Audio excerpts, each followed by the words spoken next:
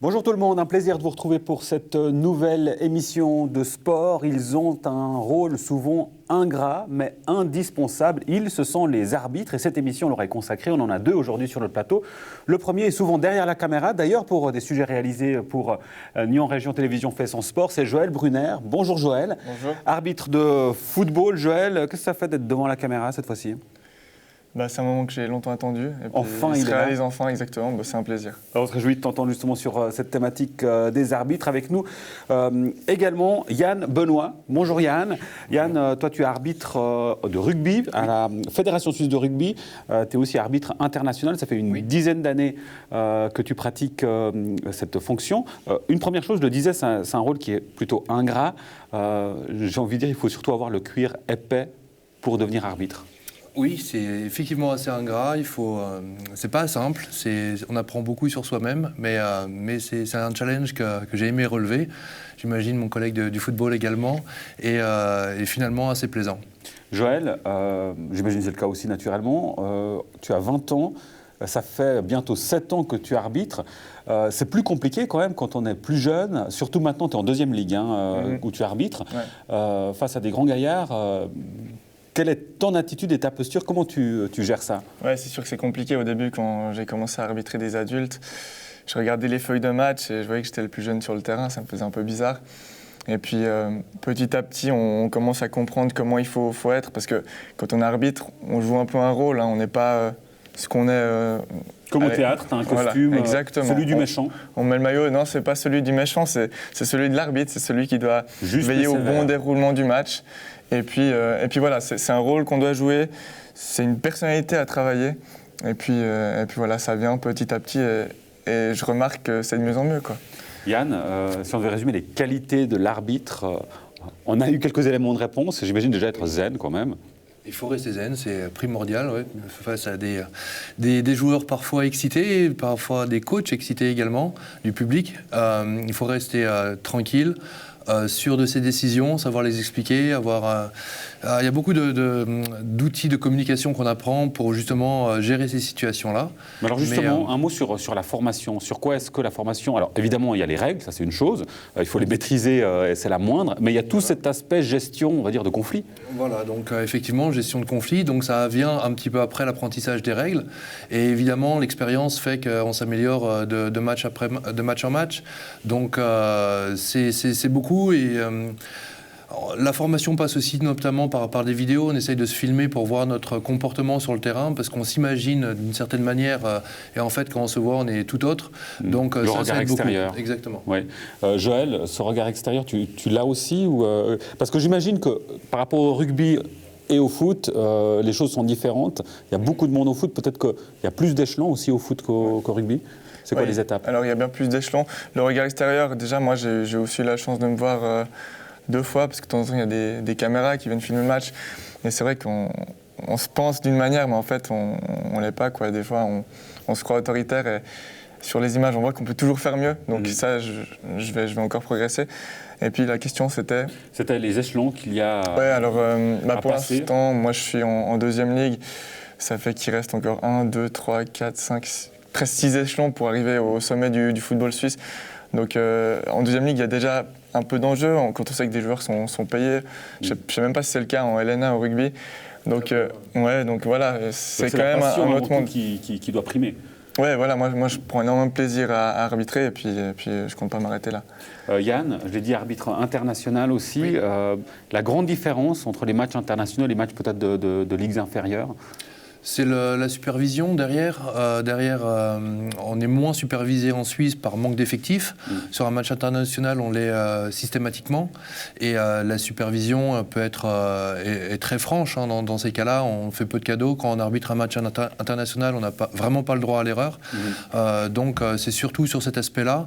Après, l'avantage des matchs internationaux, généralement, c'est que les équipes ne nous connaissent pas, ou beaucoup moins.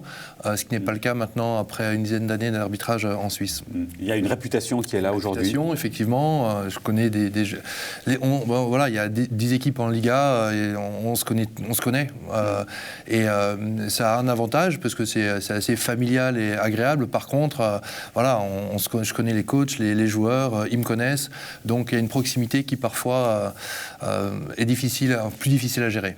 Et je vous propose de voir ce rôle d'arbitre en image. C'est Florian Cavalleri qui a assisté à un match dimanche dernier, le FC Gland contre l'Amicale Saint-Pré à Gland. Il y a un arbitre de touche que vous allez forcément reconnaître. Juste là, le hors-jeu à la fin que je t'ai levé, ouais, je pense que c'est faux. tu vois, mais J'ai remarqué un coup. là, moi, j'ai pas vu le tact, c'est tellement loin, il y a tellement de joueurs entre deux. Là, on est après le match, c'est le moment du débrief entre arbitres. Qu'est-ce qu'on se dit entre arbitres après un match ?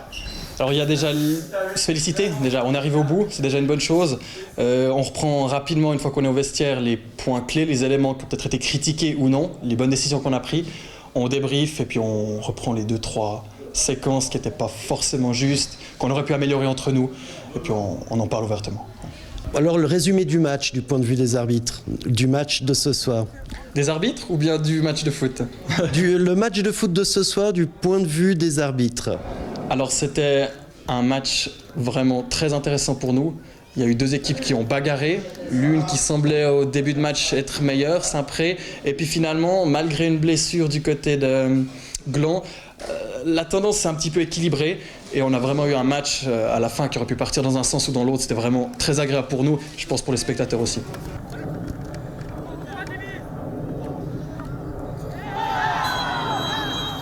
Là, il y a eu une action très près des bancs où il y a eu un blessé. Les esprits se sont un peu échauffés. Comment il faut réagir ?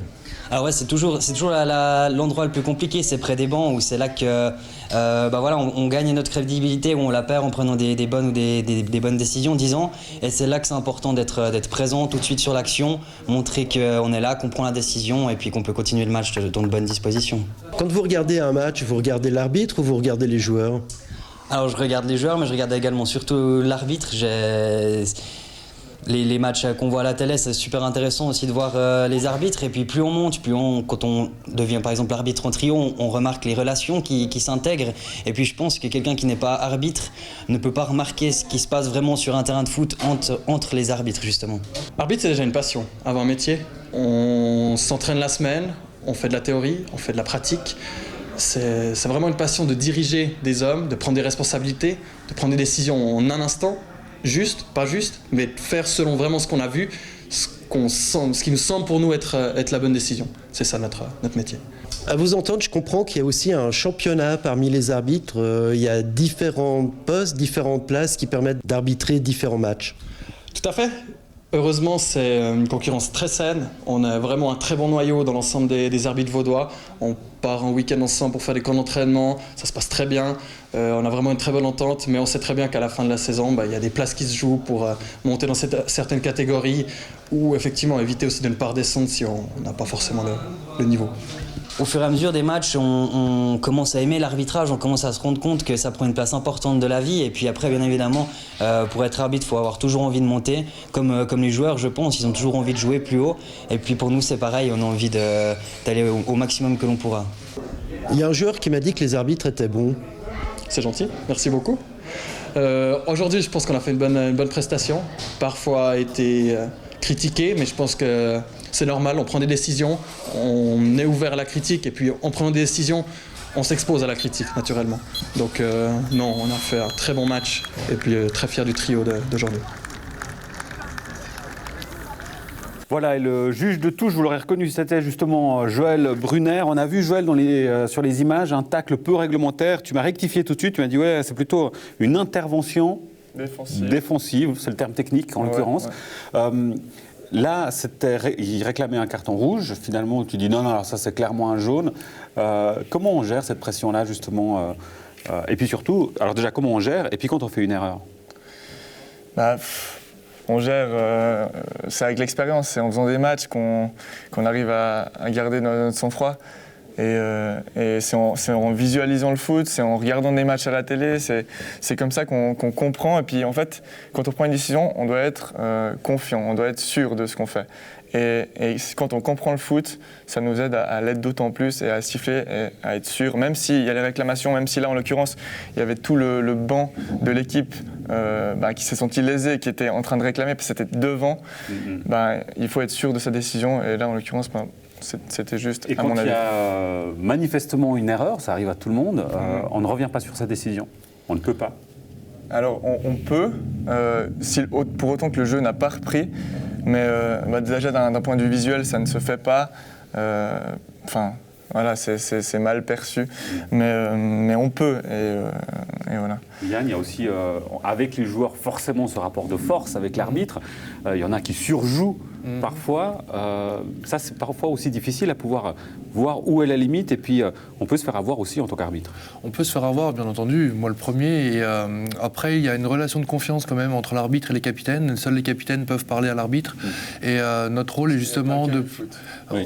Voilà, et donc c'est plus facile aussi à gérer. Dès qu'un joueur non capitaine vient s'adresser à nous, on a énormément de moyens de le remettre à sa place en s'adressant au capitaine. Alors quand les capitaines jouent leur rôle, ça se passe généralement très bien, c'est souvent le cas on va dire. Maintenant c'est vrai que le capitaine lui aussi peut perdre patience ou son calme, et dans quel cas on essaye de le ramener à la raison ou de tout simplement demander de changer de capitaine, c'est possible. J'imagine, Yann, qu'il est difficile comme arbitre de faire un plan de carrière. Ça se joue à... Finalement, j'imagine, à très peu de choses, il suffit qu'il y ait un match crucial où l'arbitre, où tu n'étais peut-être pas forcément dedans, et puis ça peut mettre en péril le reste de la carrière. Bien sûr, on parle beaucoup plus du problème que de tous les matchs qu'on a bien arbitrés auparavant. Maintenant, c'est ça, là aussi, le challenge de l'arbitre, c'est d'être constant dans ses décisions, d'être constant dans la progression et dans le bon. Ça ne nous épargne pas d'une quelconque erreur. Par contre, si on arrive à l'exprimer, à l'expliquer, etc., à savoir pourquoi et travailler dessus par après, normalement, il n'y a pas de problème pour continuer sa carrière. Et avec l'arrivée des nouvelles technologies, il y a bien sûr un grand débat dans le foot, notamment sur la présence des caméras. Ta position, Joël, alors on parle déjà des caméras de manière générale, comme au tennis, de pouvoir arrêter le jeu, ça c'est une chose, où il y a par rapport au goal, où automatiquement on peut savoir si le ballon est passé ou pas. Alors ça, je trouve que c'est une bonne chose de savoir si le ballon est passé ou pas. Ça se fait notamment déjà en Angleterre. L'arbitre, il a une troisième montre qui lui dit si le ballon est rentré ou pas. Ça, je trouve que c'est bien, faut garder. Après, voilà, c'est sûr que s'il faut arrêter le jeu pour discuter d'une décision, d'un penalty... ça peut avoir des conséquences importantes sur le match. Ouais, alors ça, bien sûr. C'est clair que ça pourrait aider à arbitrer le match plus justement. Il faudrait que ça prenne juste pas trop de temps d'aller voir la caméra et tout. Moi, j'ai jamais su me positionner par rapport à cette question, mais ça reste un éternel débat. Yann, comment ça se passe au rugby ? Alors, il y a le rugby international et puis il y a le rugby suisse, on va dire. Donc la vidéo au niveau du rugby est bien installée aujourd'hui, bien ancrée depuis quelques années. Pour les matchs de haut niveau, on ne l'a pas, nous en Suisse, bien entendu. La vidéo semble être une bonne chose pour l'arbitrage dans le monde du rugby, mais bien évidemment, le rugby, ça se décompose en phases de jeu, en séquences, donc c'est plus facile de revenir sur une décision grâce à la vidéo. Et une chose encore, Yann, par rapport au rugby, au niveau international, il y a des stars, naturellement, comme dans tous les sports. La star que l'on voit dans les médias, ce qu'elle représente, et la star qui est sur le terrain, le côté humain, des fois on tombe assez bas ou pas ? Moi, j'ai plutôt été agréablement surpris, effectivement, avec des yeux écarquillés devant des grandes stars du rugby. Les gens restent, selon moi, les personnes que j'ai rencontrées restent plutôt simples et partagent facilement la troisième mi-temps si chère au monde du rugby. Et à l'inverse, Joël, est-ce qu'en deuxième ligue, déjà, il y en a qui se prennent pour des stars ? En deuxième ligue, on a un peu de tout. On a des joueurs qui ont joué déjà très haut et qui reviennent finir leur carrière ici, mais moi je pense qu'on ne peut pas vraiment comparer le monde du rugby et du foot, en tout cas de haut niveau. Bon, j'ai jamais arbitré si haut, mais pas encore. C'est un rêve, j'imagine. Ouais, alors moi, si jeune en deuxième ligue, c'est aussi pour ça que c'est ça mon objectif en fait, c'est d'aller le plus loin possible. C'est vrai que si tu nous dis que ça fait bientôt 7 ans, ça veut dire que tu as commencé à 13 ans ? 13-14 ans, ouais, exactement, où j'ai commencé, en fait pendant 4 ans, j'ai fait des juniors D, ça correspond à une catégorie de 12-13 ans. Et là, j'ai beaucoup appris avec les parents. Et avec les parents, ça c'est important évidemment, naturellement. On revient sur le match FC Gland contre l'Amicale Saint-Pré, donc c'était dimanche. Cette fois-ci, sur le terrain, du point de vue des joueurs, le match en lui-même, on retrouve Florian Cavelleri. Je pense qu'on a réussi à faire notre jeu, à imposer notre jeu. Première mi-temps difficile, ils ont mis la pression d'entrée de match, mais je pense qu'on a réussi au rythme du match à montrer notre jeu, à jouer, à se créer des occasions. Puis voilà quoi, on a eu des belles occasions, c'est dommage. On aurait pu concrétiser d'autres occasions, mais dans l'ensemble, très très bon match. On a montré que même avec des grands avec des joueurs, des jeunes joueurs, on pouvait faire de belles choses face à une équipe bien plus mature, bien plus d'expérience. Au final, c'est 1-1. 1-1, même si sur la deuxième mi-temps, je pense qu'on méritait de prendre l'avantage, mais ça reste un bon score. On a eu une occasion, dommage qu'on n'avait pas pu les concrétiser, mais sinon, on a fait ce qu'on avait à faire. Très bon match, magnifique. On a progressé. Et puis ce match-là, il a l'image un peu de cette saison. Deuxième partie, on a vite progressé, on a bien progressé. Première mi-temps, ils sont arrivés comme une équipe leader, une espèce de rouleau compresseur. On s'attendait à vraiment une belle armada, ce qui est arrivé. Nous, on était peut-être un peu timides, un peu réservés comme ça. Et puis au fil du match, on a eu cette confiance qui est arrivée. On a pu poser un peu le jeu, tout ce qu'on avait appris justement depuis ce début de saison. Et puis on a montré qu'on était une équipe avec un autre visage. Que les jeunes avaient grandi. La deuxième mi-temps, elle était particulièrement bénéfique pour Gland. Ouais, voilà, c'est pour ça que je fais un parallèle avec le championnat. Deuxième mi-temps, deuxième tour. Voilà, dès qu'on a commencé à s'organiser, à voir qu'on avait cette possibilité. Heureusement qu'ils ne nous ont pas mis de ce 2-0 parce qu'ils ont eu l'occasion, quand justement ils étaient au-dessus, de prendre le large. Ils ne l'ont pas fait et du coup ça nous a permis à nous, comme je disais avant, de montrer tout ce qu'on avait appris, l'étendue de nos progressions. Et puis à cette deuxième mi-temps, on est passé devant et ça c'est hyper réjouissant parce que c'est quand même les leaders en face. C'est dommage qu'on n'ait pas cette réussite. Mais est-ce que ce dernier geste, il est dû aussi à cette petite crainte de jouer contre le leader ? C'est possible, mais on a montré qu'on pouvait. Et ça, pour le club, pour la philosophie du club, pour tout ce que le club veut mettre en place, la formation des jeunes, c'est très très très bénéfique. Donc c'est un bon point, mais au-delà de ça, pour ceux qui connaissent l'équipe quand on l'a formée l'été passé et qui l'ont vu aujourd'hui, il y a plus qu'un point.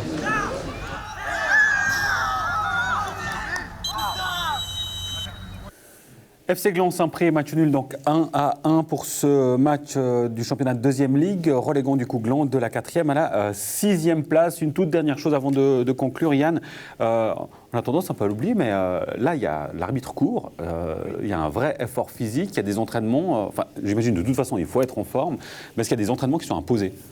Il y a des tests physiques qui sont imposés, qu'on doit passer. Maintenant, donc à nous de nous organiser pour les réussir.